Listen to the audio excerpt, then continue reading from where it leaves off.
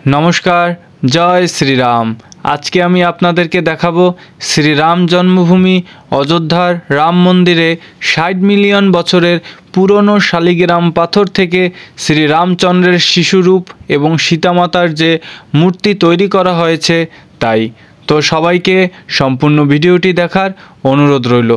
धन्यवाद सबाइके। नमस्कार सबाइके, आशा करी सबाई भालो आछेन सुस्थ आछेन। आमी एखन आछि एक पवित्र स्थाने, এই সেই জায়গা যেখানে নেপাল থেকে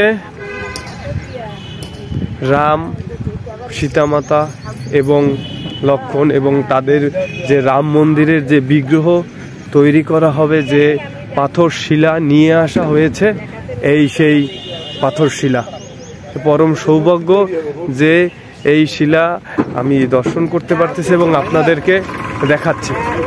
আপনারা এটা দেখবেন এবং আমি আপনাদেরকে দেখাচ্ছি যে এই সেই শিলা, যেটা হচ্ছে যে নেপাল থেকে এসেছে পুরো রাস্তায় এবং ওখান থেকে পুরোভাবে কমপ্লিট করে এই জায়গাটা এসেছে।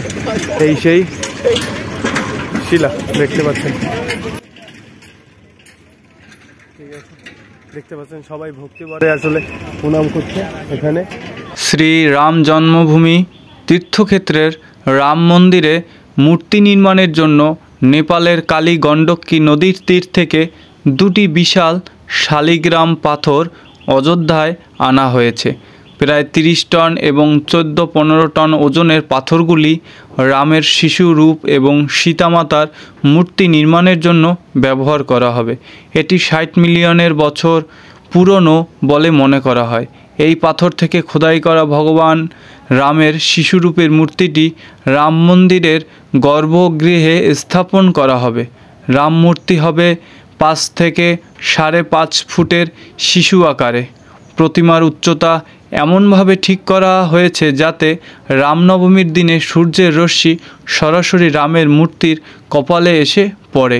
কর্ণাটকের বিখ্যাত ভাস্কর অরুণ যোগীরাজের তৈরি রামলালার মূর্তিতেই প্রাণ প্রতিষ্ঠা করা হবে। ধন্যবাদ সবাইকে। এই যে আরো অনেক শিলা এখানে রাখা হয়েছে অনেক ধরনের। আমরা এই শিলা দেখে আমরা এখন দর্শন করে চলে যাচ্ছি। দেখতে পাচ্ছেন। ভিডিওটি ভালো লাগলে অবশ্যই লাইক, কমেন্ট, শেয়ার এবং আমার ইউটিউব চ্যানেলটি সাবস্ক্রাইব করে রাখবেন। ধন্যবাদ।